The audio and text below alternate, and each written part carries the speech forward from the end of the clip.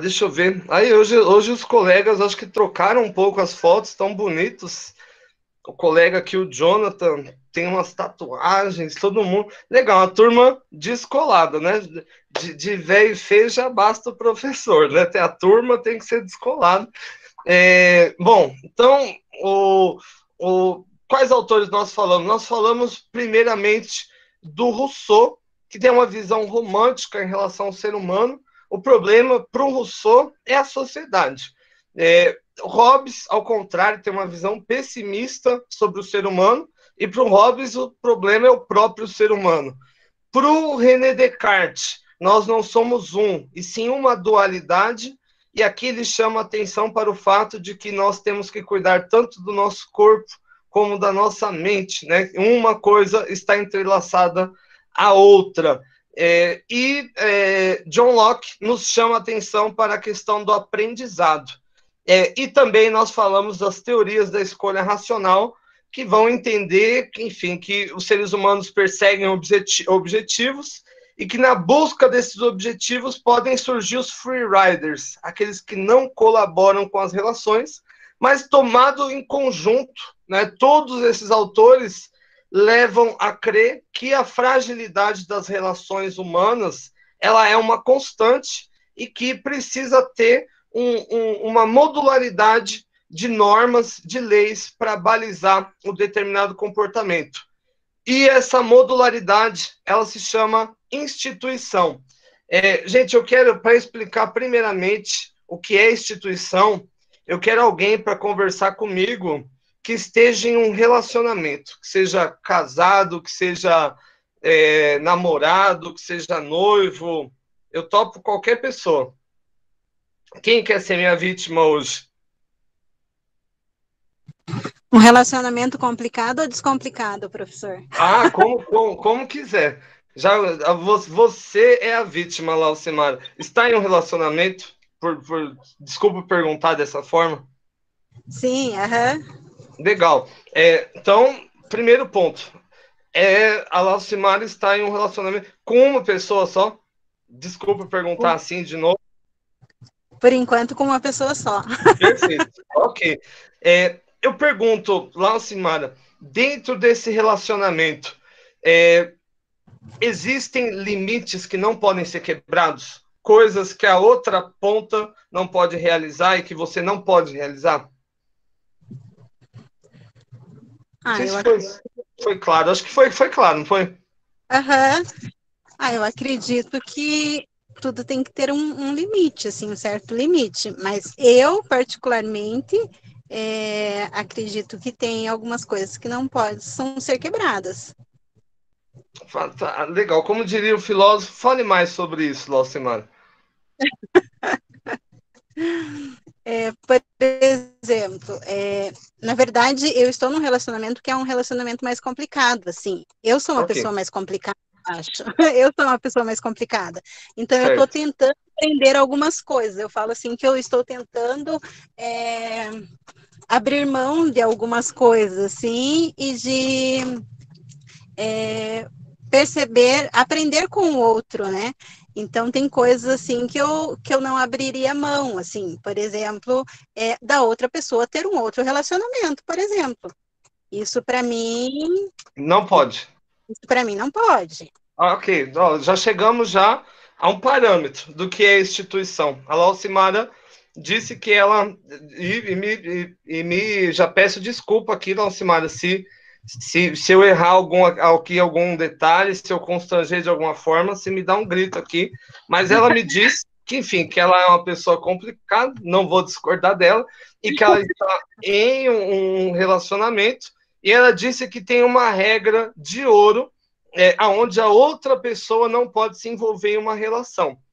Isso é quase uma instituição. Agora, deixa eu perguntar para a Laucimara. Vamos supor que essa regra seja quebrada. Como você reagiria? Como eu reagiria? Sim. Eu terminaria o relacionamento. Terminaria. Finish. End. Sim. Pronto. É isso. Isso é uma instituição, gente. Uma instituição é um grupo de 1 ou mais pessoas que perseguem um objetivo comum, que seguem um determinado código do que pode ou não fazer, e sempre que um dos lados transgride a norma desse código, ele incorre em uma punição. A Laucimara diz que a punição aqui é o fim, e isso é uma punição. E esse, gente, é um tema que eu me interesso, para falar a verdade, muito, que é o fato de que nós, universalmente, nós punimos as outras pessoas. Nós não só punimos as outras pessoas, como temos vontade de punir. Evidentemente que, por conta da nossa modulação cultural, nós não punimos exatamente o tempo todo, mas isso não nos impede de ter vontade de punir. Eu tenho vontade de punir, por exemplo, pessoas no trânsito, pessoas que estão sem máscara e querem vir falar comigo. Tenho vontade de punir os políticos, eu tenho vontade de punir os bandidos, enfim. E aqui, gente, eu posso dizer o seguinte, que existem diversas instituições, né? E o que vai mudar de uma instituição para o outro é o tamanho da instituição, a complexidade da instituição e o objetivo pela qual essa instituição ela foi promulgada. Mas o fato é, toda instituição ela vai compreender um código, seja esse código formal, escrito, ou no caso aqui da nossa colega, um código só acordado, né, na base do diálogo, e algum tipo de punição. Gente, eu vou compartilhar a minha tela rapidinho com vocês, só para apresentar o nosso AVA de hoje. Gente, eu fiquei aguardando a chuva, previsão do tempo. Quem acredita ainda em previsão no tempo, né? Só eu. E eu fiquei aqui aguardando, tá quase fazendo uma dança da chuva, e nada. Gente, no nosso material de hoje, eu deixei aqui, em material da aula, uma videoaula sobre esse tema de hoje. Na verdade, foi uma videoaula que eu gravei no semestre anterior, de 10 minutinhos, 12 minutinhos, enfim, para quem interessar. Então, hoje nós vamos estudar as instituições na visão de dois sociólogos jurídicos, McKeever e Page, né, que eles vão entender, basicamente, uma instituição como um conjunto de regras, um conjunto de códigos, que tem também como parâmetro a previsão de punições. E, basicamente, hoje nós vamos falar de 7 tipos de instituições. A maior de todas e a mais importante é o Estado. Nós vamos falar também sobre a igreja, sobre organizações profissionais, sobre família, clube, organizações criminosas, né, os bandos, comunidade e relações sociais de maneira geral. Deixa eu cortar aqui para mim de novo. Então, aqui a minha colega, ela já deu, enfim, eu usei ela aqui como exemplo, mas ela topou também, né, seu exemplo. Mas aqui, muita coisa a gente já explicou. A partir do momento que ela se juntou com outra pessoa, elas têm objetivos em comuns e criaram regras de convívio para esses objetivos, e a transgressão dessa regra pode levar a uma punição. Como a colega aqui, ela só disse uma regra e uma punição, mas eu imagino que devem ter coisas menores, né? Quando nós falamos do Estado, basicamente nós estamos falando do maior modelo de organização existente. Atualmente nós falamos de mais de 220 países que estão organizados enquanto Estado, e todo Estado ele vai ter em comum 2 códigos. O primeiro é o Código Civil, mais simples. O Código Civil ele vai falar de acordo, de indenização, de regulação. Por exemplo, eu quero um homem aqui, gente. Tem algum homem para falar comigo hoje aqui? Eduardo era sempre bom, né? Mas, oi, professor. Ô, Eduardo, tudo bem, Eduardo? Como você está? Tô bem, e você? Tudo bem. Eduardo, você, em algumas circunstâncias, se casaria com outro homem? Muito provavelmente. Não, pronto. Então vamos imaginar o seguinte: eu e Eduardo nos casamos. Pergunto, aonde que seria esse casamento, Eduardo? Eu não estou gostando muito desse casamento, mas vamos supor que ele aconteceu. Enfim, só que se bem que às vezes casar com outro homem deve ser mais divertido, né? Eu acho que eu vou ter mais papo para conversar. Que não é tanto. Às vezes é muito complicado. Gosta de churrasco? Eu sou vegetariano. Ah, então vai ser chato demais. Eu já estou já repensando já esse casamento, já colocamos limitações. Mas o fato é, o Eduardo pensou, mas esse casamento, a princípio, ele vai ser num cartório. E ele vai seguir o Código Civil, que vai dizer que a gente pode se unir. Vamos supor, Eduardo. Eduardo, você tem filhos? Tenho 3 gatos. Gostaria de ter filhos humanos? Talvez um dia, né? Vamos supor que nós resolvemos adotar filhos. Quantos filhos você acha adequado adotar, Eduardo? Uns 4, assim. Tá, super simples. Cuidar de 4 crianças é a coisa mais simples e barata do mundo. Então, adotamos aqui 4 filhos. Já tem que começar pelo um carro, né? Ele tem que caber várias pessoas. Uma minivan. Exato, tem que ser uma Kombi mais old school. Agora, vamos supor, Eduardo, que o amor não dura para sempre e a gente se separa. A separação, tanto a adoção quanto a separação, ela é balizada pelo Código Civil. E vamos supor que o juiz aqui vai estabelecer um padrão aqui da guarda, né? Guarda compartilhada. Então, um dia que um pode visitar, o outro não pode visitar, isso é também o Código Civil que vai balizar. Agora, vamos supor que o Eduardo, evidentemente muito mais rico que o professor Tiago, é condenado a pagar pensão. Para mim, o Eduardo tem que pagar mais ou menos aí, são 4 crianças.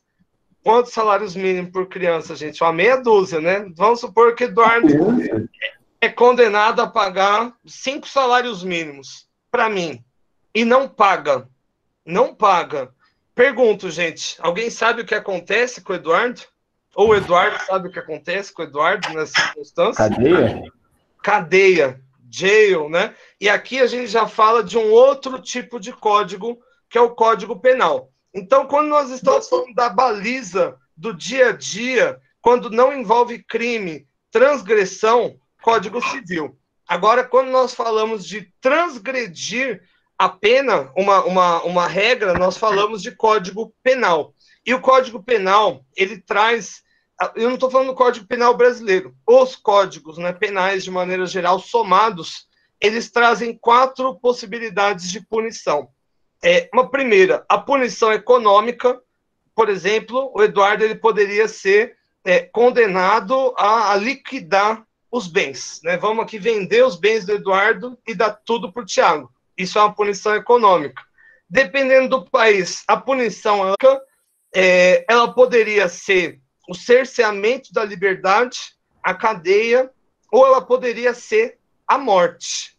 Pesado, né? Agora, gente, pergunto, vocês sabiam que a pena de morte, ela foi, ao longo de toda a história humana, o padrão de punição mais usado entre seres humanos? Vocês sabiam disso? Não. Agora, lá vai uma pergunta valendo aqui aquele jantar para quando passar a pandemia, evidentemente que o outro paga e eu só acompanho. A minha companhia vale muito já, né? Já ajuda bastante. Pergunto, gente, considerando o período do Império Romano até mais ou menos o século V, qual foi a pena, qual foi a punição mais empregada para crimes comuns? Crimes como, por exemplo, roubar alguma coisa, difamar alguém, crimes comuns. Qual foi a pena mais usada? Crucificação, professor? Crucificação. Olha, acabou de ganhar o jantar, maravilha, hein? Você pode me levar lá naquele coco bambu, é muito bom, gosto bastante. Fechou, professor. Fechou. Legal, frutos do mar, maravilhoso. Jorge, pergunto, por que a crucificação? Na sua opinião, por que eles usavam tanto isso? psicologicamente falando, era para que as outras pessoas ficassem amedrontadas de ver o que eles faziam com os ladrões, com os mentirosos, para isso não acontecer. Tá certo. E é difícil? Não, tudo bem. Mas é uma punição difícil de aplicar? Você crucificar alguém? Não. Não, O que precisa? Madeira e prego. Madeira. Um corpo, né? Um corpo. E detalhe, o corpo que você vai pendurar, geralmente ele faz a cruz e ele carrega a cruz. Então, é um tipo de punição. Os romanos gostavam disso porque havia abundância de madeira em todo lugar e o efeito coletivo era muito grande. Você pendurava, por exemplo, o colega Jorge porque ele roubou o colega Eduardo. Isso gera um efeito muito interessante naquela comunidade, de que aquilo pode acontecer com outras pessoas também. Entendem isso? Agora, um ponto, gente. Pergunto para vocês. Alguém mereceria, na opinião de vocês, hoje, ser crucificado? Sim. Quem, Jorge? Político corrupto. Fala mais sobre isso. O Jorge acabou de sair da eleição, tá revoltadíssimo. E eu fui mesário, hein? Ah, tá brincando, Jorge. Como que você caiu nessa? Meu Deus do céu. Horas complementares o nome, professor. Ah, bom, isso aí. Bom, um ponto eu vou falar 2 crimes. Imagine alguém que roubou um pote de bala, uma outra pessoa que assassinou uma criança e uma terceira pessoa que assassinou um adulto. Quem vocês acham que deveria ter a pior punição? Quem roubou a bala? Quem matou a criança? Por que, Jorge? Fala mais sobre isso. Porque eu acho que você tirou o direito da pessoa viver. Tipo, a partir do momento que você tira o direito da pessoa viver, você não tem mais direito de viver, na minha opinião. Certo? Okay, e como era uma criança, era muito nova. Então não teve um tempo ainda para percorrer a vida, sabe? O outro que matou, a gente não sabe se ele matou um velho, que já teve 70 anos, mas a criança eu acho bem embaçado, porque não consegue se defender também, tem toda essa questão. Mas em qual situação? Qual que é o contexto da morte? Vamos. Eduardo é dos meus. Vai no detalhe. Vamos no detalhe. Então, no caso da criança, o que aconteceu? A criança, ela se jogou na frente de um veículo que estava em uma rodovia a mais de 100 km por hora e não havia nenhuma possibilidade do motorista desviar. Ou seja, não havia intenção do motorista, não havia dolo. O motorista nem sabia que aquela criança existia. Mas no caso do adulto, não só sabia, como foi premeditado. O indivíduo pulou na casa do outro, amarrou o outro, teve requinte de crueldade e tentou ocultar o corpo. Pergunta, Eduardo, muda a questão agora ou não? Ou permanece igual? Completamente. Completamente. Essa é uma questão fundamental que o Código Penal ele traz de diferente no Código Civil.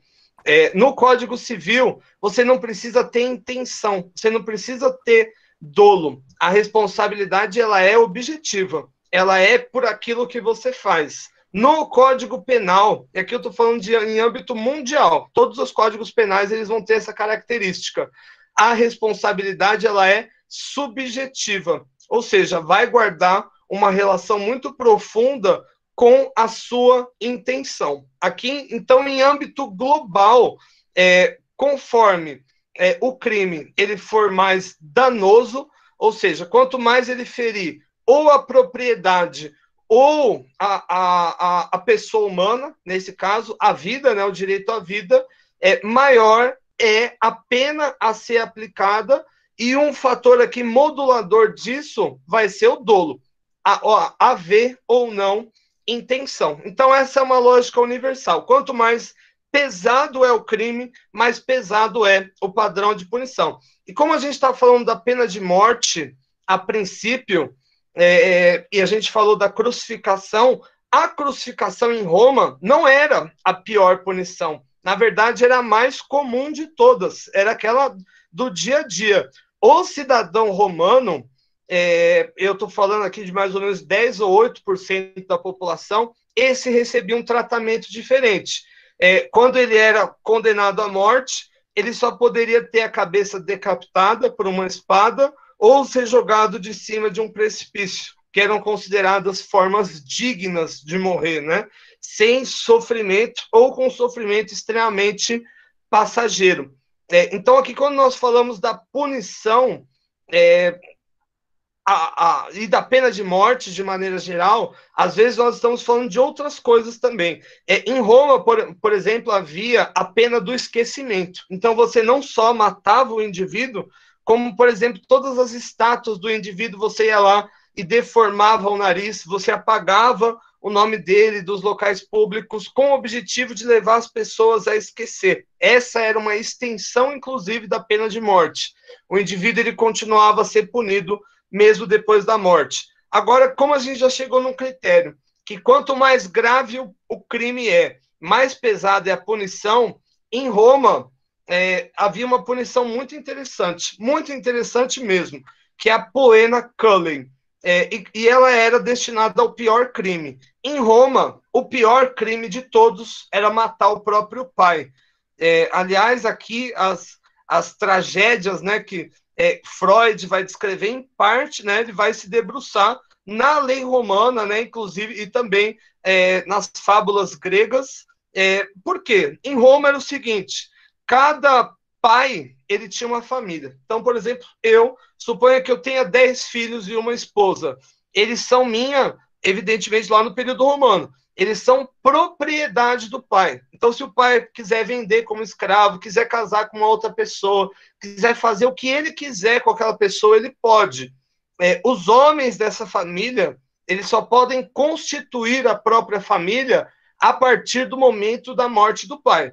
Aonde eles herdam os bens do pai é onde eles herdam o sobrenome do pai e podem criar a própria família.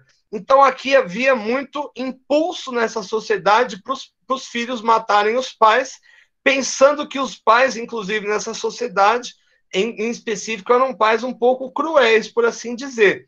Então, aqui o indivíduo que era pego na prática do parricídio, ele era condenado à poena culei. Como que era a poena? Aliás, eu vou colocar algumas fotos aqui, deixa eu puxar aqui a tela. Como que era a poena culei? O indivíduo, primeiro, ele era chicoteado até o corpo dele ficar inteiro ensanguentado, e depois, em um segundo momento, ele era colocado em um saco, e dentro desse saco eram colocados 4 animais. E que animais eram esses? Era colocado um macaco, um cachorro, um galo e uma cobra. Aliás, esse aqui é um ladrilho, né, de uma câmera romana que descreve bem essa questão. Essa imagem aqui define mais ou menos bem. Então, o indivíduo é colocado nesse saco, tem cachorro de um lado, tem cobra do outro, tem galo do outro, e a cidade inteira está assistindo. É uma pena simplesmente aterradora, mas o objetivo da pena não é exatamente punir as pessoas, mas amedrontar as pessoas para que elas não venham a cometer os crimes. As instituições, de maneira geral, elas seguem esses parâmetros, ou seja, as penas elas não são feitas necessariamente para se aplicar, mas para causar temor nas pessoas, um medo de vigilância e evitar que as pessoas, por conta desse medo, por conta desse receio, cometam esse tipo de ato. Deixa eu voltar aqui para mim. E eu posso dizer, gente, que a pena de morte ela é amplamente empregada ao longo da história. Aliás, o seu uso ele vai ser reforçado principalmente na Idade Média, com a ascensão da Igreja Católica e com a acoplação dessa em relação ao Estado. Se torna tudo uma única coisa.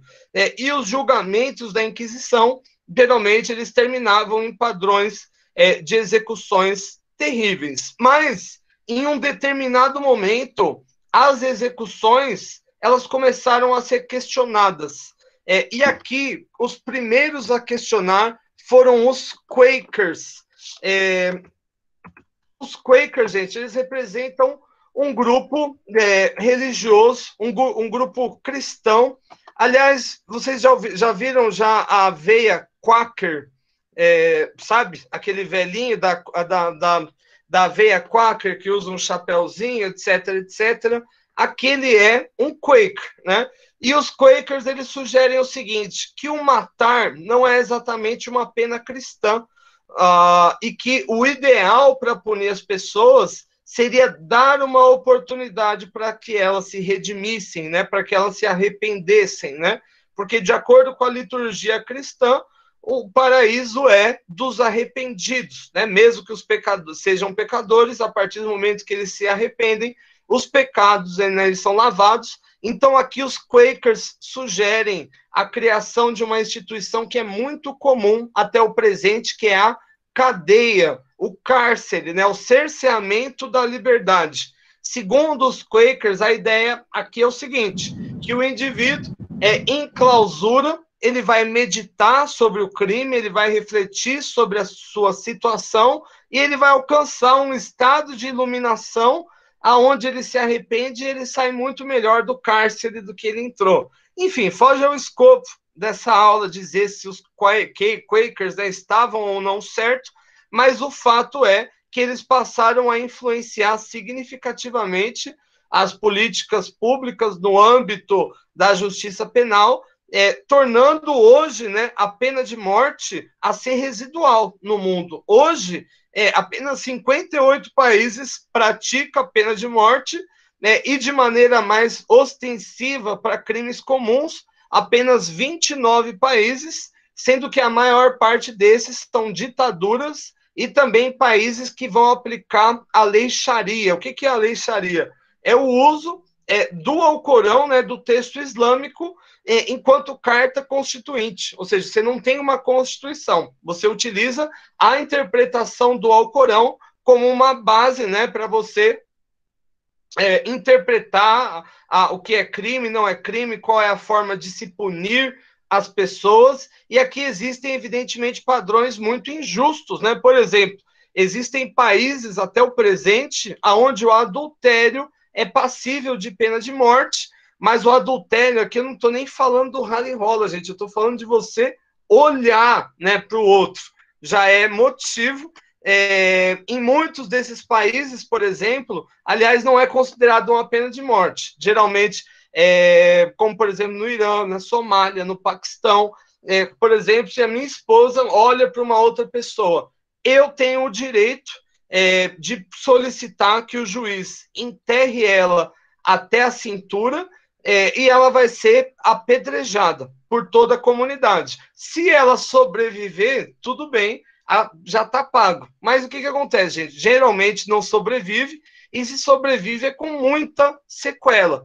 Isso que eu estou falando, gente, não é no período medieval, não. É agora, é hoje, né? 2020, ainda existe esse tipo de punição. Mas, como eu disse, é uma tendência que vem se tornando cada vez mais residual, cada vez menos comum. E aqui eu vou dizer aqui um caminho histórico, rápido. Então, nos Estados Unidos, até o século XIX, o padrão mais usado era a forca, e, de novo, pelos mesmos motivos que o Jorge Viante citou para mim, da cruz, né? Você é barato, tem madeira em todo lugar e tem um efeito dissuasivo grande para toda a comunidade. Nos Estados Unidos, a pena era um enforcamento, pelas mesmas razões. Árvore tem em todo lugar, corda também, e o cara fica pendurado, é isso, né? No final do século XIX, Thomas Edison inventa a cadeira elétrica como uma tentativa de humanizar a pena de morte. Inclusive, a primeira cobaia foi um elefante. Enfim, eu não sei se vocês sabem, mas a eletrocução, para ela funcionar, o eletrodo é colocado na cabeça, na panturrilha, e é preciso colocar uma esponja úmida na cabeça para a corrente ir mais rápido, né?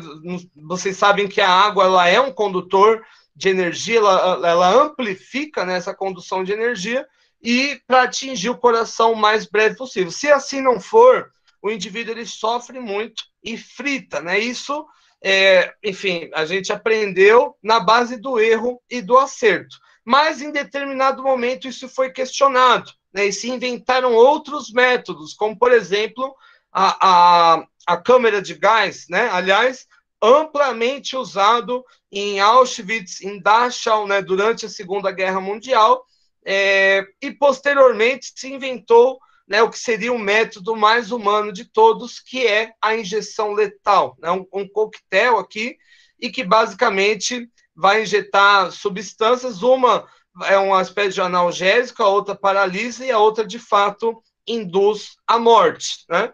Enfim, mas como eu disse, são padrões residuais. Os países estão aqui gradativamente abolindo a pena de morte. Nos Estados Unidos, existe aqui uma interpretação de que a pena de morte ela seria inconstitucional, porque a segunda emenda dos Estados Unidos diz que as punições elas não podem ser cruéis e incomuns. Eu vou explicar o que aconteceu em um estado, em Illinois. O que aconteceu? As profissões, como a gente vai ver, elas seguem um código de ética. E o código de ética dos farmacêuticos é o seguinte: é o de Hipócrates, né? Assim como é o da medicina, perseguir a vida a qualquer custo. E durante um tempo surgiu um imbróglio onde as empresas farmacêuticas europeias não queriam distribuir para os estados americanos o coquetel da pena de morte, porque mata as pessoas, isso não está garantindo o direito à vida. E no estado de Illinois, por conta disso, surgiu uma sinuca de bico. O remédio que tinha começou a chegar perto da data de vencimento, eles não conseguiam adquirir mais, então o governador teve a brilhante ideia de fazer um mutirão de execuções, ou seja, adiantar as execuções para aproveitar o medicamento. E o que aconteceu? Uma das execuções deu errado. O indivíduo ele ficou em sofrimento por 20 minutos depois da injeção das 3 injeções e não morreu. Foi levado à cela dele, foi cuidado e no dia seguinte ele foi executado pela segunda vez. Enfim, aqui se criou um grande imbróglio jurídico, porque você executar a mesma pessoa 2 vezes é impor a ela um sofrimento não apenas físico, mas psicológico desumano, né? E, consequentemente, a opinião pública levou o estado de Illinois a abolir a pena de morte. Então, gente, em suma, o Estado, né, que é a primeira instituição que a gente escolheu, vai seguir 2 códigos. O primeiro, o civil, e a gente fez a simulação aqui com o meu colega, com o Eduardo, e segundo, o Código Penal. O Código Penal ele vai falar de crimes contra a propriedade e contra a vida. E o que vai mudar a gradatividade do crime é o dolo e o dano perpetrado. E dependendo da gravidade, você tem um aumento, por assim dizer, do padrão punitivo.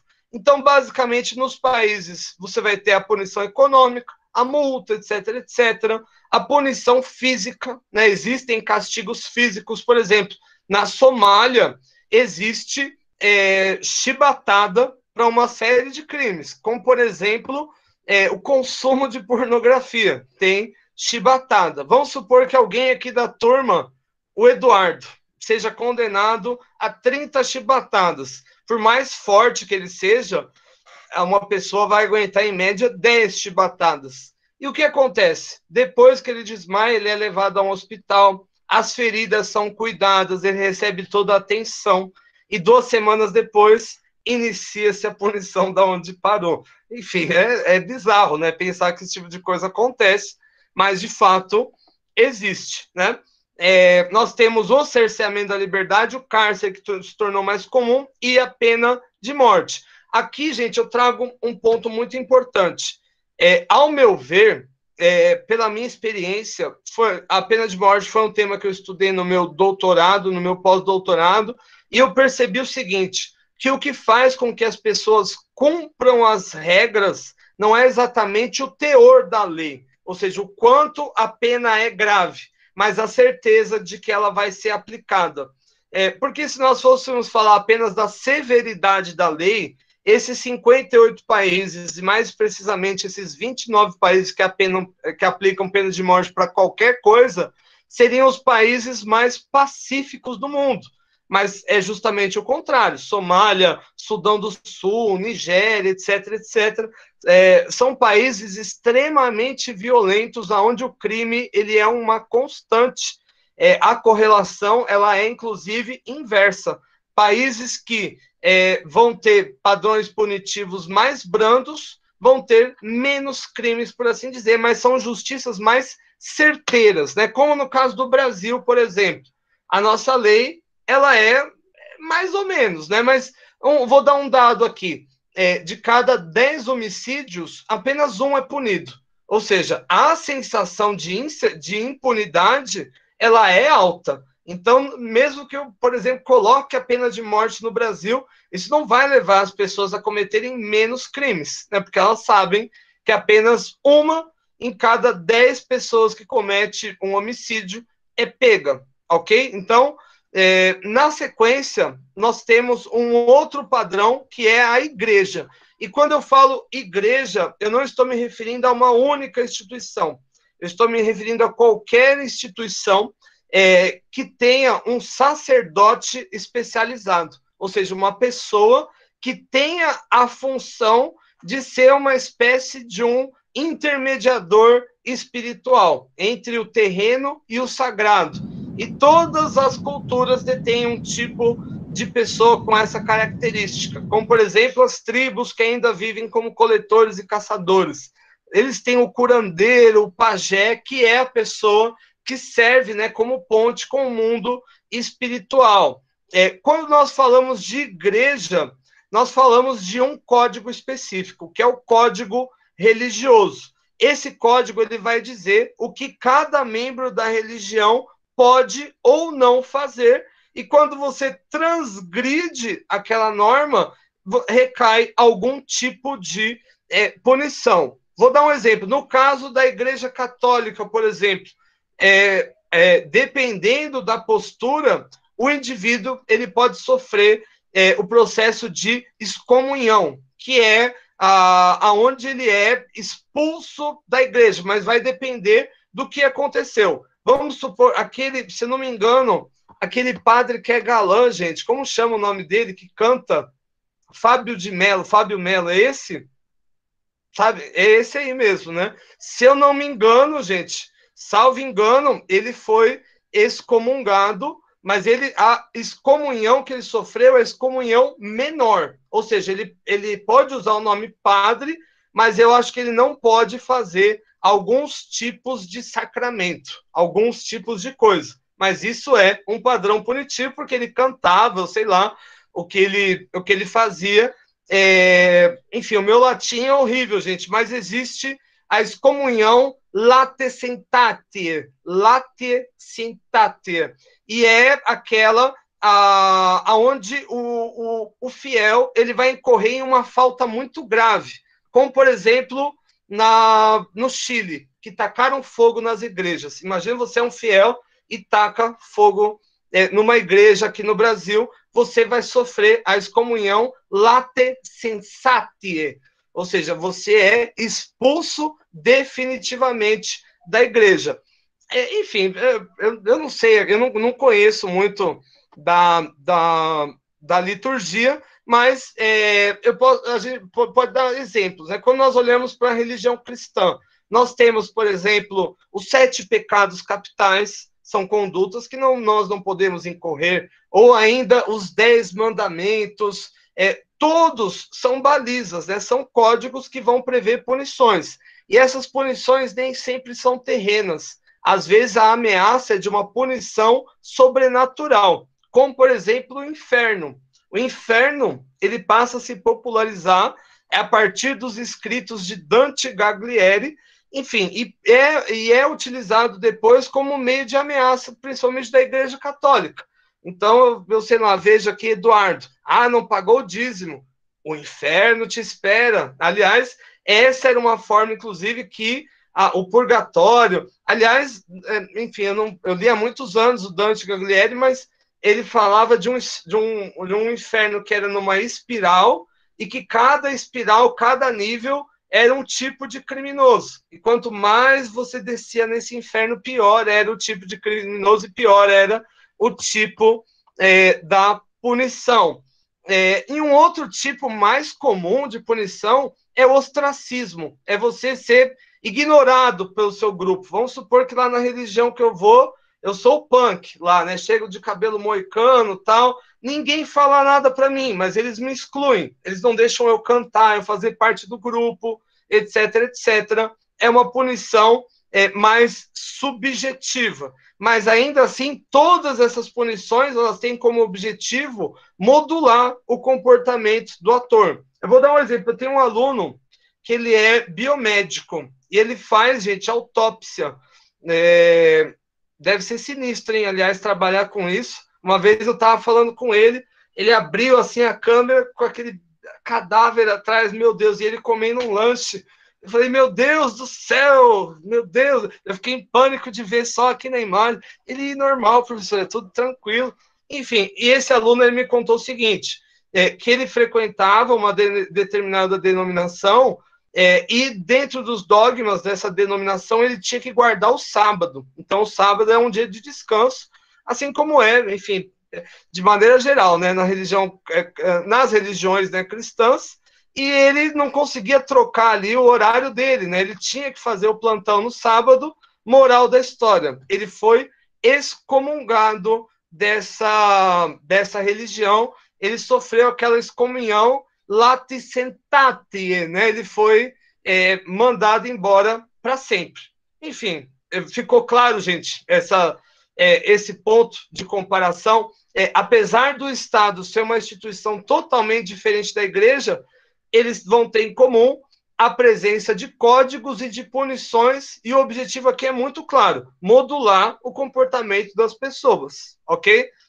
Na sequência, nós falamos de um outro tipo de organização, de instituição, que eu acho que a maior parte deve fazer parte, que são as organizações profissionais, as empresas. E uma empresa, uma organização profissional, ela vai seguir 2 códigos. Um primeiro código é a política da empresa, ou seja, é aquilo que vale dentro da empresa, a hora de chegar, a hora de sair, as suas atribuições, horário de almoço, é uma norma que sai do seu gestor, né? O segundo tipo de norma, de código que as organizações profissionais vão seguir é o código de ética da profissão. Esse é um pouco mais pesado. Vamos supor aqui na profissão de psicólogo, o que não pode fazer dentro do código de ética? Por exemplo, você utilizar informações obtidas do seu cliente, ou chame de paciente, para obter um determinado ganho. Então, vamos supor que o Eduardo Monteiro, na verdade, ele não é o Eduardo Monteiro, ele é o Justin Rockman, disfarçado aqui no Brasil, e ele é o meu paciente na clínica, e eu vendo as informações dele para um paparazzi. Desvio grave de ética. Nesse caso, eu vou ser julgado pelo CRM, pelo CRP, pelo Conselho Regional de Psicologia, e eu vou perder o meu título. Eu não vou ser mais bacharel em psicologia, e possivelmente eu não vou poder mais estudar o curso de psicologia. Eu vou dar um outro exemplo de algo que aconteceu essa semana. Em Minas Gerais, uma médica de postinho de saúde, ela estava fazendo o seguinte: ia lá a criancinha vacinar, a pessoa vacinar, ela vacinava, mas com a seringa vazia, e ela guardava a vacina para vender na clínica particular dela. Entenderam o lance, gente? Então chegava lá, eu ia lá com a minha filha, tem 3 vacinas. Ela dava as 3 vacinas, na verdade, sem injetar nada, e ela pegava isso, levava para a clínica dela, e lá na clínica dela ela cobrava. Aqui, ela cometeu 2 desvios. tanto um desvio contra a política da empresa, que eu acho que posto de saúde nenhum vai ter como norma você dar injeção vazia na pessoa, e segundo, um desvio de ética. Por quê? Porque na profissão da medicina, o seu juramento é defender a vida a todo custo. Quando você vacina de mentir uma pessoa, você está expondo ela deliberadamente ao risco de vida, né? Ou melhor, aqui é o risco de morte, nesse caso. Nesse caso, ela vai responder tanto no conselho, aliás, já está respondendo, se não me engano, ela perdeu o diploma de médico, e ela vai responder também dentro do Código Penal. Gente, ó, como que diz o outro aqui, ó, olho no olho. Aliás, eu tô com o olho meio inchado aqui, acho que é uma conjuntivite, não fiquem olhando muito, senão é capaz de pegar também, mas olho no olho.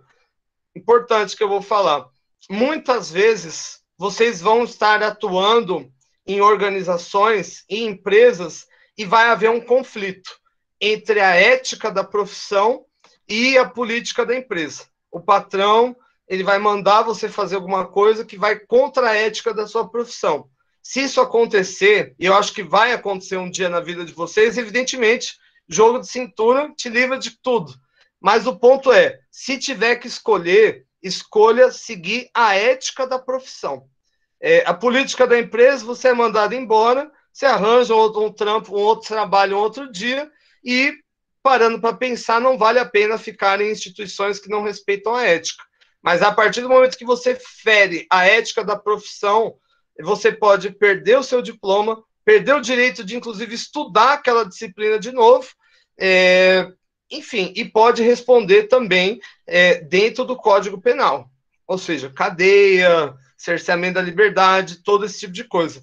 Então, pode acontecer, gente, na vida, principalmente aqui no Brasil, que quando nós olhamos para a empresa, aliás, isso é o que vocês não vão aprender na disciplina de psicologia organizacional e que meus alunos de administração não aprendem também. Mas quando nós falamos de empresas brasileiras, nós temos que nos atentar a uma singularidade, que é o fato de que mais de 80% delas são empresas familiares. Ou seja, onde a alma daquela família, de alguma forma, vive naquele negócio. Por exemplo, se você está numa empresa familiar, por melhor que você seja, se você estiver disputando uma vaga com o filho do dono, é mais provável que a vaga seja do filho do dono. Entende isso?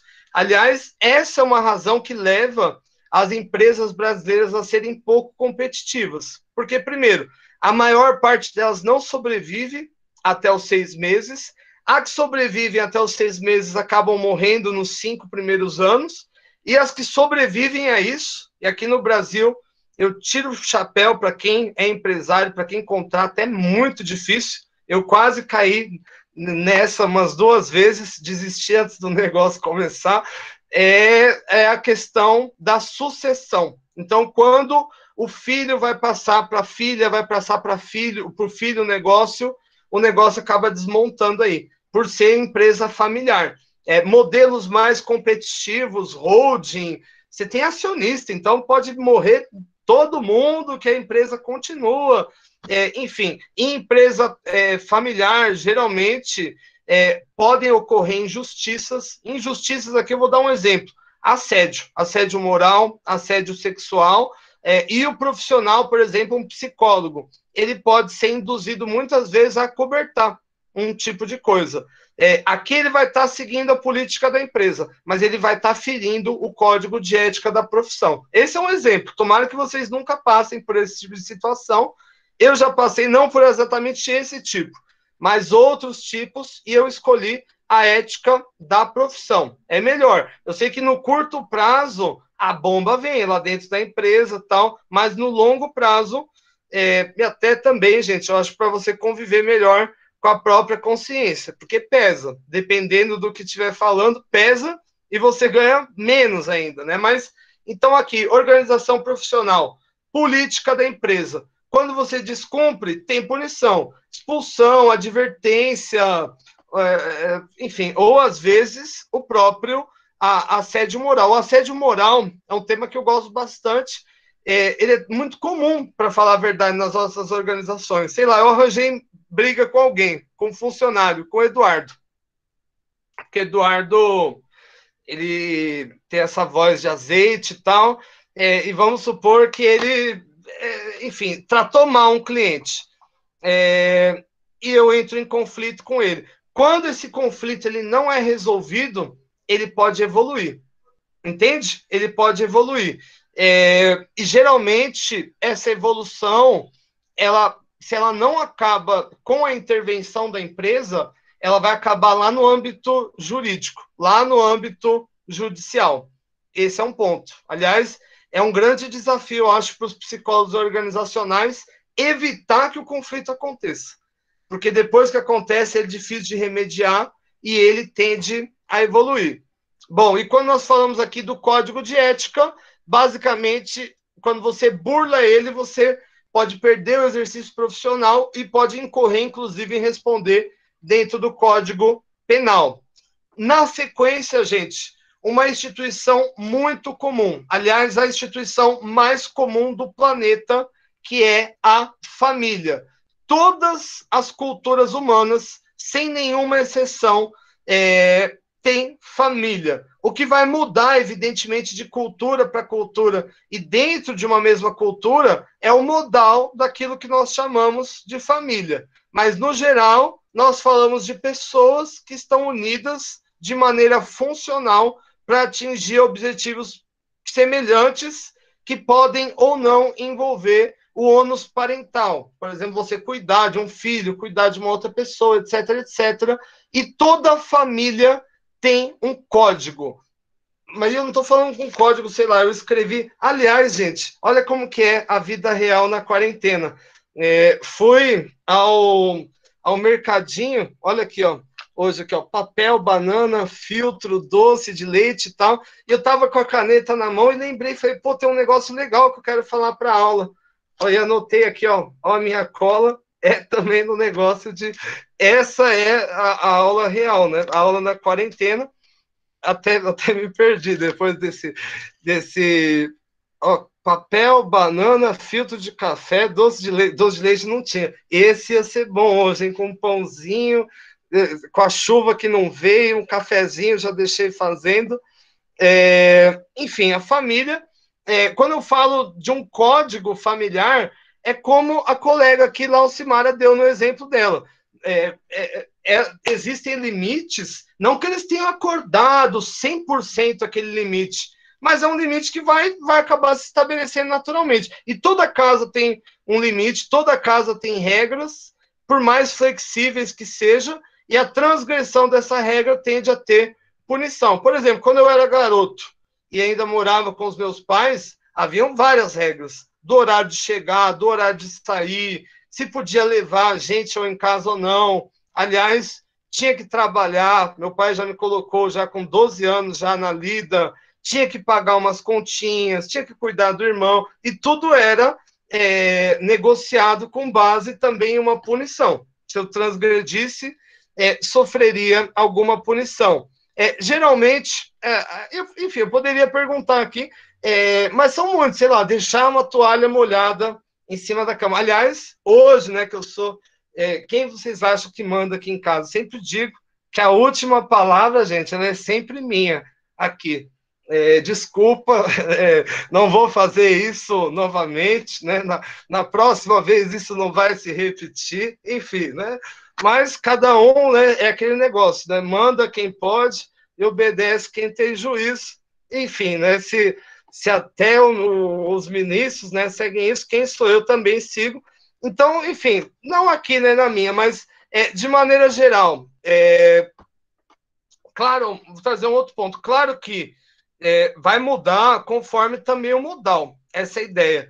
E muitas vezes essa ideia de que a família, né, tem normas e punições pode levar a comportamentos deletérios, como a violência doméstica. Ela é estimulada muitas vezes por uma pessoa que, enfim, quer impor a vontade dela a qualquer custo dentro do lar.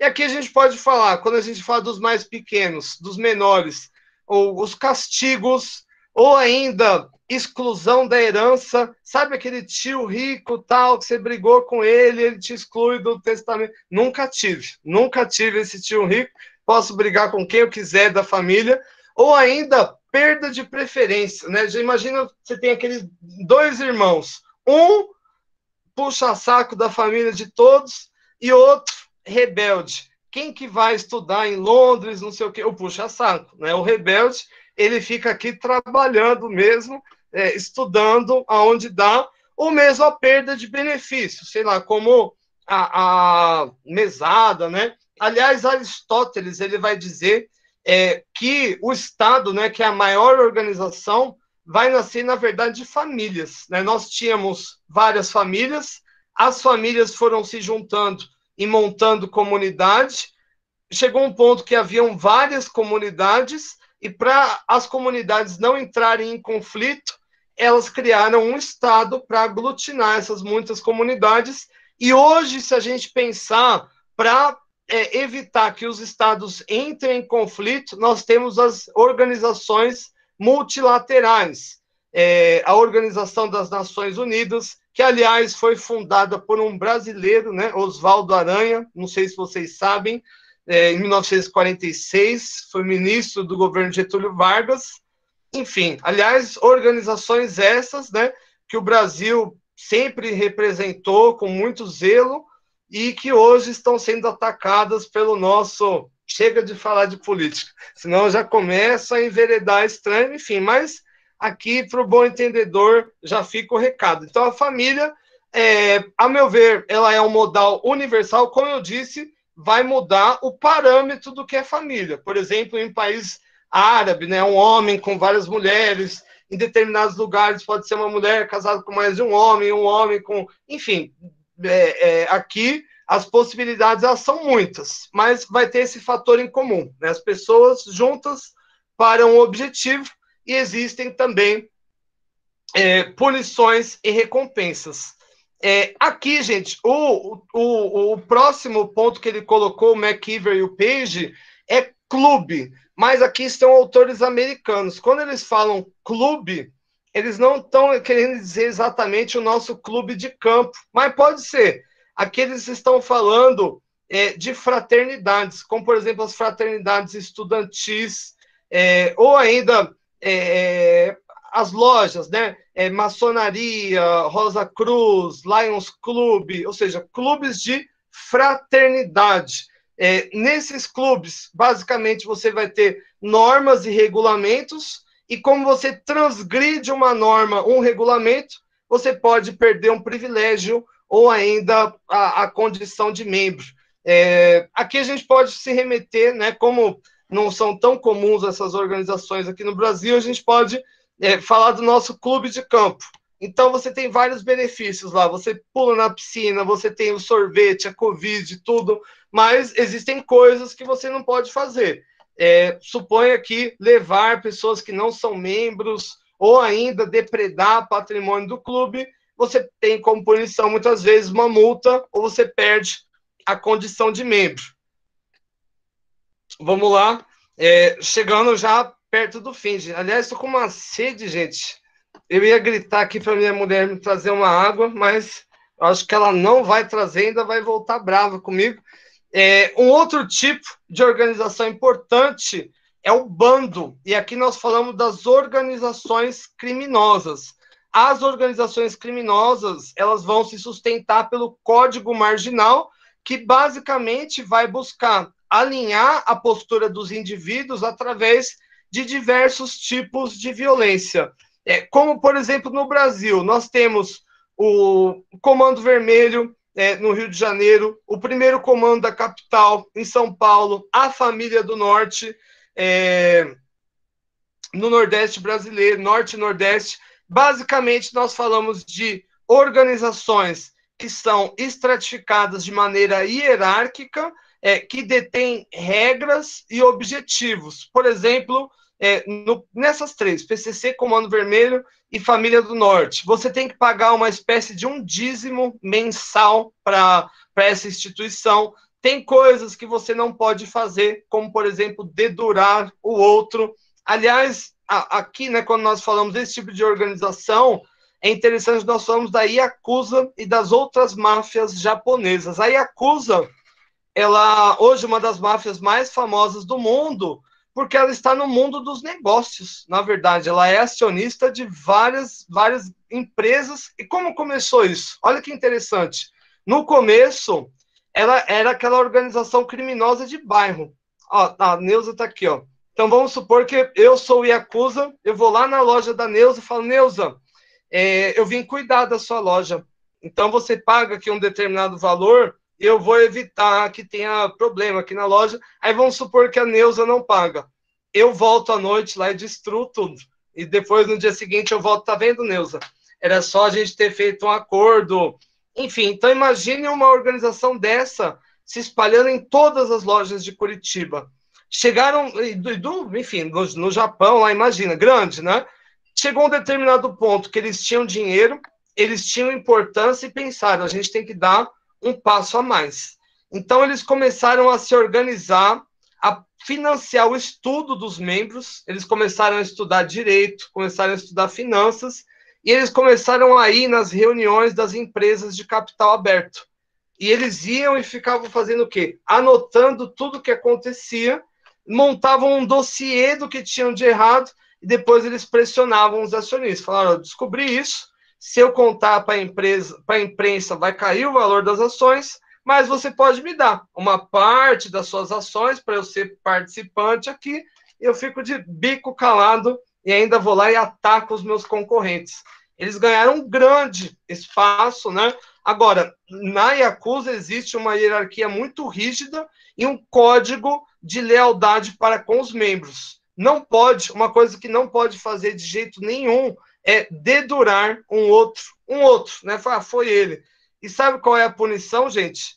Eles amputam os dedos dos membros. E é interessante, eu tive um aluno que ele foi carcereiro no Japão, e ele disse que pelo menos 40% dos presidiários têm dedos amputados no Japão. Isso eu achei interessante, são todos, como que se diz, ring losers.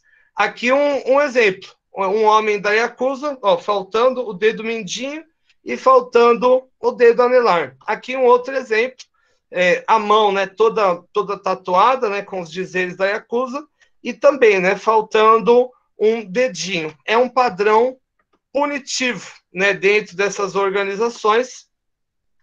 E as nossas organizações também, aqui no Brasil, têm padrões bastante agressivos. Geralmente, essas instituições que eu falei, né, Comando Vermelho, Família do Norte e Primeiro Comando da Capital, você não pode sair. A partir do momento que você se torna membro, é ad eterno, né? A saída é apenas com a morte. Enfim, as punições elas podem recair em relação à sua família, a entes queridos. Aí aqui a criatividade ela não falta, né? Não tem limites, por assim dizer. E é interessante que apesar aqui uma instituição está dentro da outra.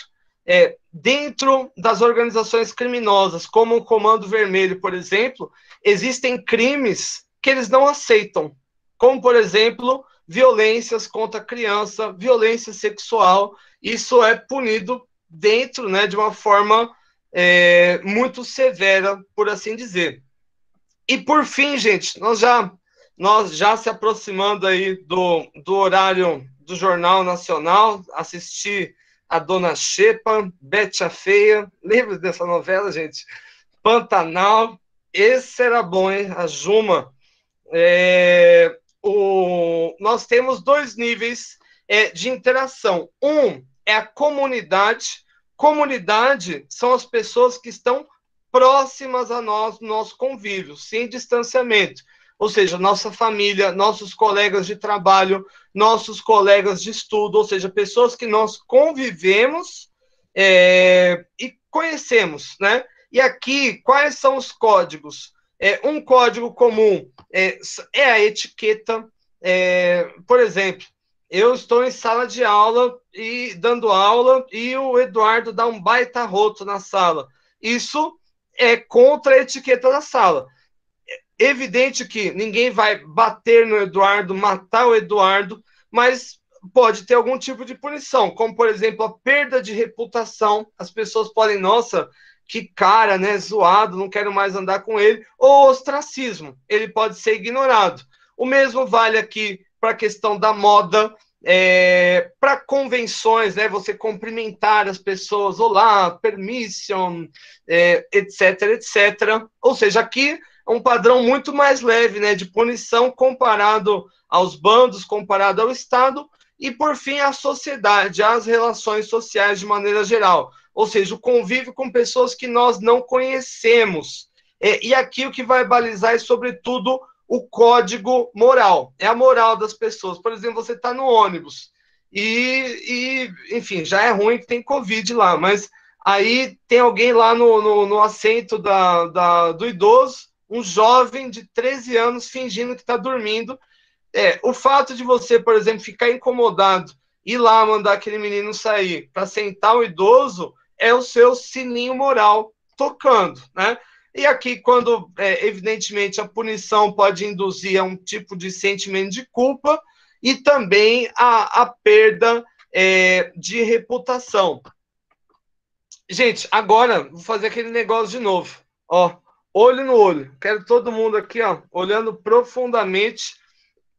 Gente, eu acho que eu vou fazer aqueles procedimentos, harmonização facial. Gente, é uma bolsa que cabe uma laranja aqui, gente. Vou começar a investir nisso. Nem parece que eu tenho 18 anos, tá louco, né, gente? Como que, né? Fiz 18 anos, não faz 3 meses, sei lá quanto tempo, já tô com essa... Bom, enfim, né? É o estilo de vida. Bom, então aqui, gente, um ponto importante. Eu vou adicionar a minha percepção a essa taxonomia, né, do McIver e do Page. Eles se focam muito nessa questão da punição. E eu concordo que a punição ela pode induzir o comportamento, mas até certo ponto. Muitas vezes pode acontecer o contrário. Dependendo do teor da punição, você pode inverter o que se chamaria de contra-controle. Por exemplo, imagine que eu sou, igual aqueles filmes do século XVII, eu sou um capitão dos mares, né? E eu trato a minha tripulação a ferro e fogo. É tudo chicotada. A minha tripulação pode ficar cansada de apanhar todo dia e fazer um motim para tomar o meu lugar. Isso é um contra-controle, né? O fato é, ao meu ver, a explicação dos autores é interessante até certo ponto. Por quê? Eu acho que ninguém topa fazer algo de parte só por causa das punições. Você não faz parte de uma empresa só para ser punido, você não faz parte de um bando criminoso só para ficar tomando porrada. Em todas essas instituições existem benefícios, todas elas. Eu acho que esse é um ponto até mais importante do que a punição. Por que você topa entrar em um emprego? Tudo bem, você gosta de fazer aquelas coisas e tal, mas existe benefício, existe dinheiro, existe currículo ali envolvido. Quando nós fazemos parte, tudo bem, do Estado, não tem muito, né, o que você escolher, né? Se você não quiser, você tem que virar um eremita, mas o Estado, em troca do seu dinheiro e de parte da sua liberdade, ele te protege de outras pessoas através do poder de polícia e de outras pessoas que estão fora do Estado através do Exército. A igreja, ela é um caminho para você ascender espiritualmente, para você se entender, e um caminho, muitas vezes, para a pessoa adquirir capital social. Uma organização profissional, a mesma coisa. É um caminho para você adquirir dinheiro, é um caminho para você adquirir uma carreira. Uma organização criminosa, a mesma coisa. Numa organização criminosa, você tem desde o cargo mais baixo até o CEO, né? E é um escopo de oportunidade para muitas pessoas, e, aliás, eu acredito que, sob determinadas condições, as pessoas que se submetem ao crime organizado seriam ótimos profissionais.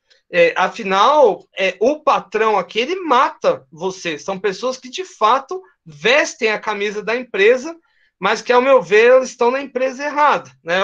O problema é você dar o estímulo correto para você inserir essa pessoa no mercado profissional. Aliás, Eu não vou contar a história dele, mas eu tive um aluno que hoje é mestre em Direito, e ele me contou que durante muito tempo da juventude dele, ele esteve dentro dessas organizações, se submetido a condições horríveis, ele trabalhava numa espécie dentro de um esgoto, distribuindo droga, acredite se quiser, e, enfim, ele disse que parte da disciplina que ele teve dentro dessa organização criminosa se introjetou nele, e levou ele a ser um bom aluno, o melhor aluno do mestrado, e hoje ele está num escritório de advocacia de altíssimo nível, e pelo que eu sei, ele é o top ali dentro. Eu acho que faltam, às vezes, oportunidades e até a vontade do Estado de promover a reinserção de fato dessas pessoas.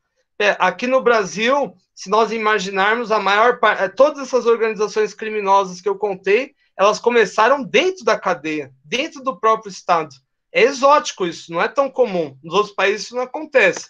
A mesma coisa a comunidade, ela traz benefícios. Aliás, chamo aqui de novo, olho no olho, gente, um outro ponto. Todas essas organizações, de novo, olhinho no olho, todas essas organizações, elas têm hierarquia. O Estado tem hierarquia, a família tem hierarquia, a organização profissional, a organização religiosa. Além disso, todas essas organizações, essas instituições, elas têm competição. Em algumas mais, outras menos. Dentro de uma empresa, por exemplo, você compete com outras empresas, mas se compete com seus colegas também, pelo acesso às outras oportunidades. Dentro de uma família, existe competição também. Dentro de uma igreja, existe competição. Às vezes não é uma competição declarada, uma competição geralmente velada. E 2 pontos aqui para fechar, gente. Primeiro, dependendo da instituição, o fato de você fazer parte dela tem a ver com a crença que você tem em relação àquilo. Você tem que achar que vale a pena. O fato de você ficar 10 anos no mesmo emprego. Existe uma convicção, não só as oportunidades, mas existe uma convicção de que vale a pena, né? O fato de você fazer parte de uma religião. E, por fim, um ponto fundamental. Mais do que a punição, todas essas instituições, elas trabalham com o medo, na verdade. Come alho, chupa do limão. Por quê? Para não pegar o convite. Ô, Antônio. Fecha aí, Antônio, pelo amor de Deus. Mas eu não fiz nada. O que aconteceu? Não, tá tranquilo agora. Tá tranquilo, Antônio. Fecha aí. É outro Antônio que tava falando. Aqui, gente, é sobretudo o medo, né? A ideia de vigilância. Então, por exemplo, a maior parte das pessoas, ao dirigir, por exemplo, elas têm medo do quê? Do radar, né? Quando, enfim, passou o radar, o cara já volta a correr. É aquele efeito Big Brother, da câmera, sabe? Que as pessoas estão na mesma coisa. Aliás, a instituição religiosa acaba sendo pior, né? Porque Deus, ou os deuses, né? Ele é sempre onipotente, onipresente, ou seja, ele está em todo lugar, tudo pode. Minha avó dizia muito isso para mim. Ela falava assim: Tiago, você pode, não sei se você está falando verdade ou não, mas tem um teto aqui, mas Deus está vendo tudo. Aquilo por si só já me dava nossa dor moral, assim, sabe, de mentir para a avó, né?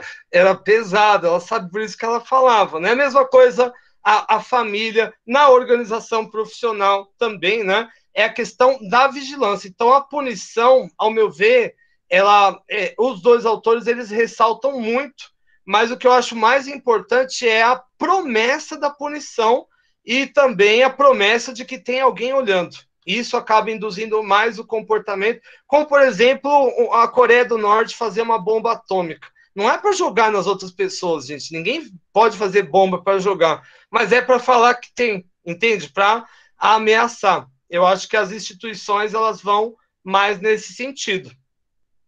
Gente, eu falo demais, hein? Tá louco. É isso aí, gente. Se tá tudo bem, se tá tudo numa boa, eu vou ler com vocês a nossa questão de frequência. E, como sempre, como de costume, a nossa questão de frequência, ela não tem certo ou errado, ela tem apenas a opinião dos senhores, e essa vale mais do que ouro.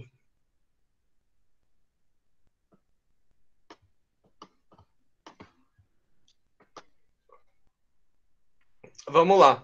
Bom, as instituições representam um eixo de organização humana universal, ou seja, estão por toda parte.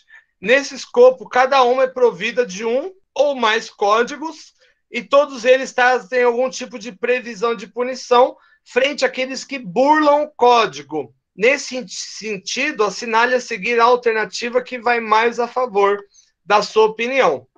A família é a instituição base, universal, e que dá base, por consequência, ao surgimento de outras instituições. Como eu disse, o que muda é o modal, o formato, o tamanho da família. Mas todas as culturas que foram documentadas detêm algum tipo de família, né?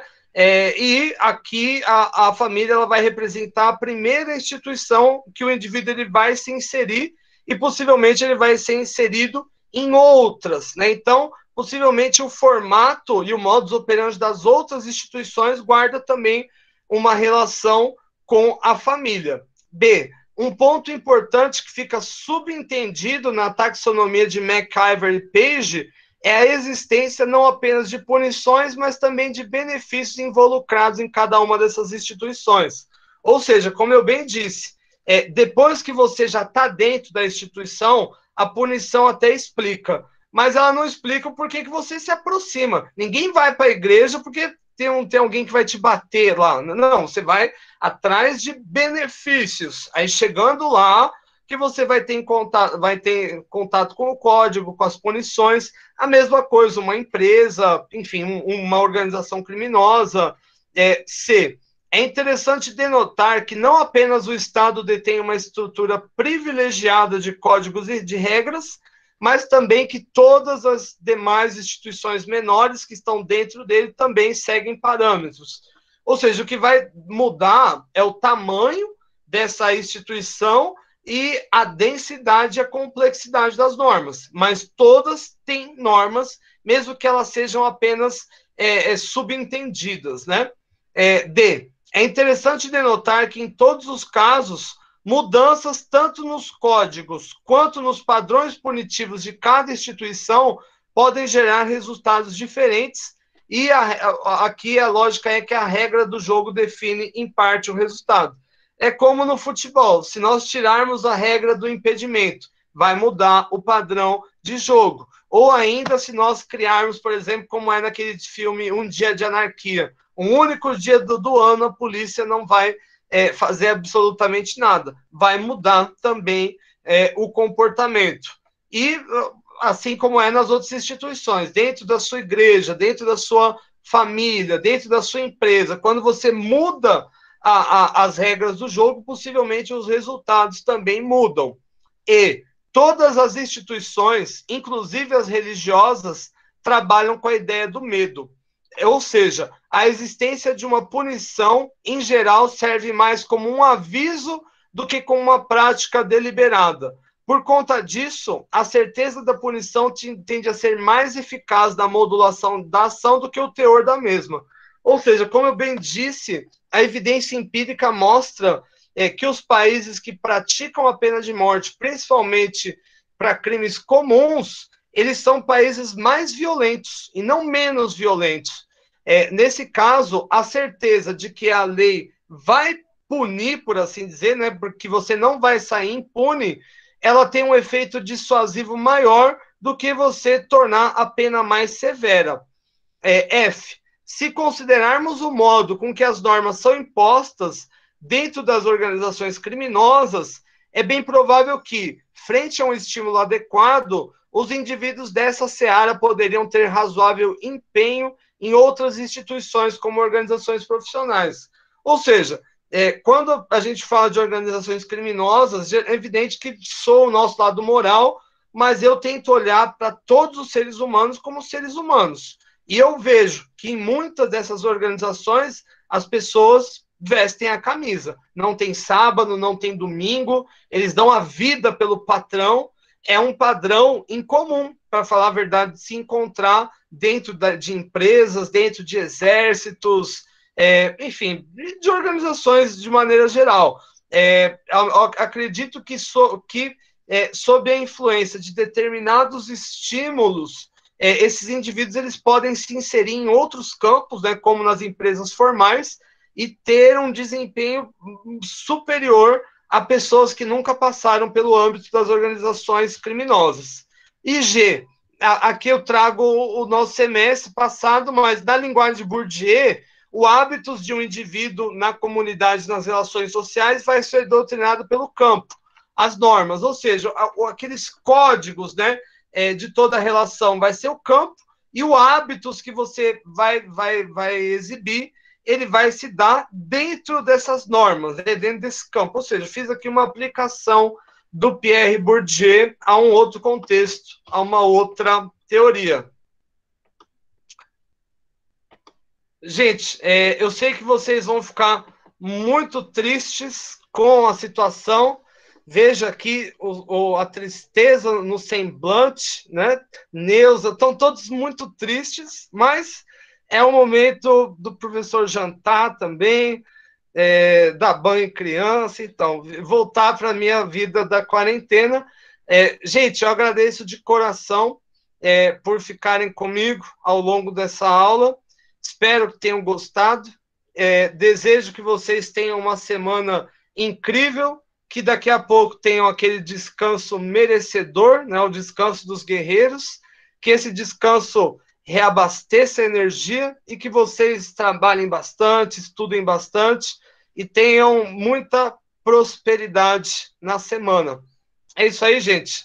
Brigadão, fiquem em paz, fiquem fortes, fiquem vivos e voltem a amar o próximo. Enfim, essa foi uma frase estranha, mas é importante nós olharmos o próximo como um reflexo de nós mesmos e buscarmos trabalhar a empatia. Isso é difícil, mas ajuda a termos uma sociedade melhor. Gente, paz, amor, até a próxima. Tchau, tchau. Obrigada, professor. Peraí. Tchau, tchau. O que eu fiz? Eu não entendi. Eu deixei o áudio ligado, alguma coisa? Ficou ligado, Antônio, mas passou batido. Eu não ficou ligado. Bem. Pronto. Paz, meu querido. Tudo de bom. Tá bom. Laucimara, desculpa as brincadeiras aqui. Obrigado por ser o meu objeto de estudo hoje. Ajudou bastante. Professor, diga, Jorge, meu querido. Só uma dúvida ali sobre o projeto integrador. Será que o professor podia tirar rapidinho pra gente? Claro. Jorge, tá galã na foto, hein, Jorge? Obrigado, professor. Você é modelo, Jorge? Sou manequim de funerária.